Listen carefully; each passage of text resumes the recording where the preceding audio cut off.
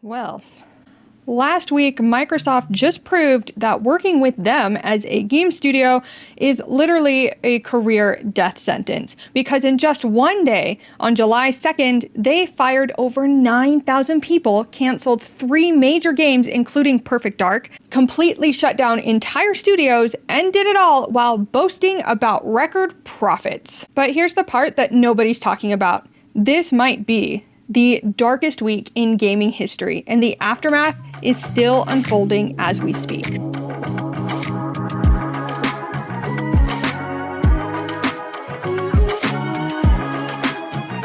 Hi everyone, welcome to the channel. I'm still processing what happened last week because it was nothing short of an industry apocalypse. So let me paint you a picture here. You wake up, grab your coffee, check your email, and bam, over 9,000 layoff notifications went out across Microsoft, with the gaming division getting absolutely decimated. And this wasn't just any normal Tuesday. This was the start of Microsoft's new fiscal year, and their way of celebrating was by destroying thousands of careers in a single day.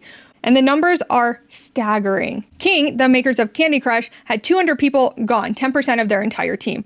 Turn 10 Studios lost nearly 50% of their staff. 4 confirmed game cancellations and counting. The Initiative Studio was just completely shut down. Let me try to break down the carnage here for you, studio by studio, because each one of these represents real people losing their livelihoods. Microsoft's so-called quadruple A studio, known as the Initiative, was supposed to be the crown jewel. And yeah, it's completely eliminated, gone. Every single person laid off. This was a studio that was working on Perfect Dark, and that game is now dead forever. Next up, we have Rare, the legendary studio behind Banjo-Kazooie. They lost multiple key people, including Greg Mayles, their most experienced designer who had worked there for 35 years. And Everwild, their 6-year project, got axed. And that moves us over to Call of Duty Empire. Raven Software, Sledgehammer Games, and High Moon Studios all got hit. And these are the teams that make the world's biggest gaming franchise. Microsoft just cut them. At turn 10, half the team behind Forza Motorsport is gone. And imagine being told that every other person at your desk won't be coming back tomorrow. It's gotta feel really apocalyptic. ZeniMax Online, who had a secret MMO project codenamed Blackbird, that was over 7 years in development, yeah, that got canceled. Studio head Matt Fryer, yeah, gone after 18 years. Now, I imagine that you would think Phil Spencer would have a really heartfelt response or statement of some kind for all of these people who just lost their jobs, all of these studios and projects that are gone. Right? No, here's where it gets absolutely infuriating. Phil Spencer, the CEO of Microsoft Gaming, sent out this corporate speak memo saying that these cuts are for enduring success and to focus on strategic growth areas. Yeah, sure. Because guess what? In the same breath, he admits that these changes come at a time when we have more players, games, and gaming hours than ever before, and that Xbox's platform, hardware, and game roadmap have never looked stronger. Let me get this straight, Phil. You're more successful than ever. Microsoft is the second most valuable company on the planet behind Nvidia, but you need to fire 9,000 people? And here's the kicker that's making the entire gaming community rightfully furious. Games that were shown at the Xbox Game Showcase just 1 month ago in June are now being canceled. Perfect Dark had gameplay footage at that showcase, and now it's dead, and the entire studio is just gone. But here's the question that maybe nobody wants to ask, but maybe we need to be honest about. What if some of these canceled games were genuinely bad? Like, I know it hurts to say, but we'll never actually know how good or terrible Perfect Dark, Everwild, or that ZeniMax MMO really were because they're just gone forever. I mean, if we look at reports from May of 2024 saying that Perfect Dark was in rough shape, Everwild was announced in 2019, and after 6 years, anonymous developers told VGC that they couldn't quite find the right direction and had to reboot the game multiple times. that ZeniMax MMO had been in development since 2018. That's 7 years with, as far as we know, nothing to show. But here's what really bothers me. If these games were so bad they needed to be canceled, why were they greenlit in the first place? Or why didn't Microsoft step in earlier on to put these games on the right track? Microsoft has armies of executives whose job it is to evaluate and continually evaluate these projects. How do you let a game burn through potentially hundreds of millions of dollars over a decade? It sounds like the bigger thing here is that those executives should be getting the axe. But ultimately, this points to one of two damning scenarios. Scenario one being that these games were good or had real potential, but Microsoft got cold feet about the time and money needed to finish them. Maybe Perfect Dark needed another 2 years and 100 million to be great, but Microsoft decided quarterly profits were more important. I mean, would you really put it past them? Especially since Concord really had people scared. The industry's turning around because of that. Scenario two that I can think of is that these games were genuinely terrible, which means Microsoft's entire project approval process is fundamentally broken. As Luke Plunkett from Aftermath pointed out, Microsoft has stepped on rake after rake in the decades since the launch of Xbox One. Maybe this is just more evidence of systemic management failure. Either way, the developers who worked on these projects are ultimately the ones paying the price with their careers and not the executives who approved these possible disasters in the first place. Isn't that just the way of things nowadays? The real people who are actually at fault get no consequences, while their actions destroy the lives of many. This isn't even just about Microsoft. This is about an industry in crisis.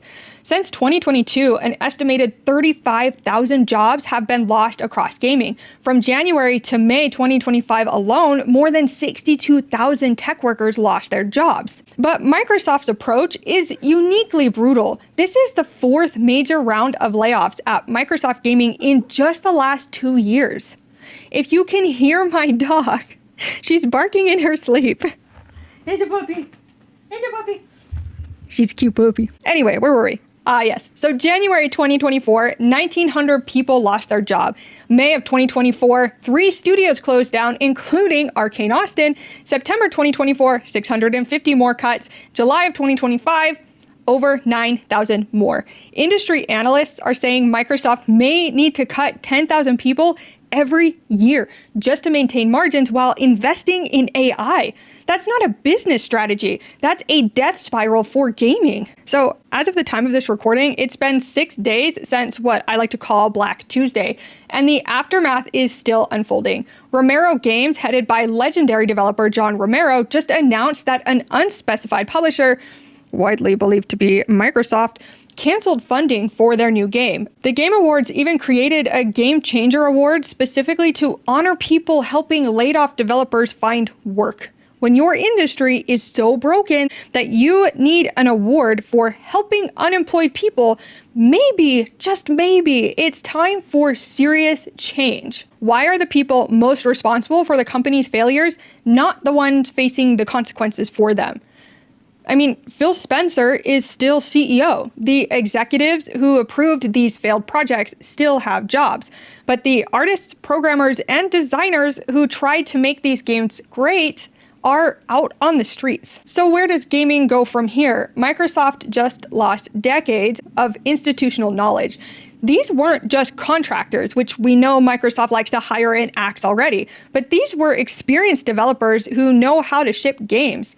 Games shown at the Xbox Game Showcase are supposedly safe and will most likely release, but as Perfect Dark proves, even being showcased and dumping money into getting you into that kind of showcase does not protect you. If Microsoft can shut down the initiative, their premier Quad A studio, then literally no one is safe. For any studio thinking about partnering with Microsoft, this might be a warning. Success doesn't protect you. Being featured at showcases doesn't protect you. Making good games doesn't even protect you. When the quarterly numbers need adjusting, guess what? You're expendable. July 2nd, 2025 might just go down as the darkest day in gaming history, at least for the gaming industry.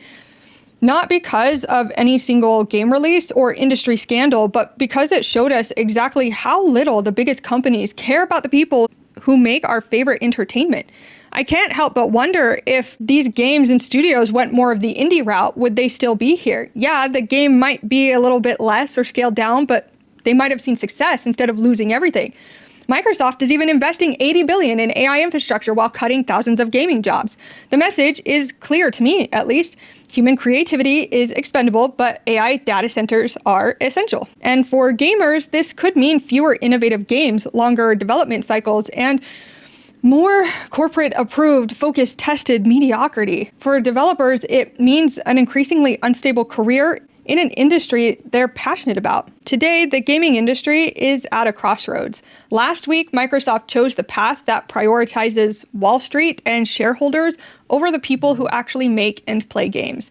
We need to remember these stories, support the developers who lost their jobs, and demand better from the companies that profit from this work. But what do you think? Is this just brutal but necessary business, or has gaming lost its soul? Let me know in the comments below, because I'm kind of curious to see how you guys interpret what happened. Anyway, thank you so much for watching this video and sticking with me this long. I hope you have a fantastically wonderful day. Anyway, peace out.